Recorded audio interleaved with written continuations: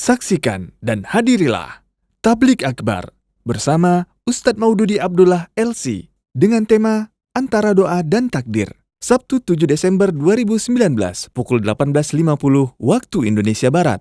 Dilanjut Ahad 8 Desember 2019 pukul 5.30 waktu Indonesia Barat dengan tema Benahi Diri Sendiri. Bertempat di Masjid Imam Syafi'i, Kompleks Tai As-Sunnah, Jalan Medan, Tanjung Morawa, Kilometer 13, Gang Darmo, Bangunsari, Tanjung Morawa, Sumatera Utara. Ahad 8 Desember 2019, pukul 9 waktu Indonesia Barat, dengan tema Rahmat Allah Melapangkan Segala Sesuatu. Di Masjid Agung Tebing Tinggi, Jalan Lintas Sumatera, Kampung Lalang, Rambutan, Kota Tebing Tinggi, Sumatera Utara. Ahad 8 Desember 2019 pukul 12.30 waktu Indonesia Barat dengan tema Nasihat untuk Bersabar di Masjid Jami Agung Lubuk Pakam, Jalan Imam Bonjol, depan lapangan Segitiga Lubuk Pakam. Acara ini akan disiarkan secara langsung di Salam TV dan Radio Arisalah FM.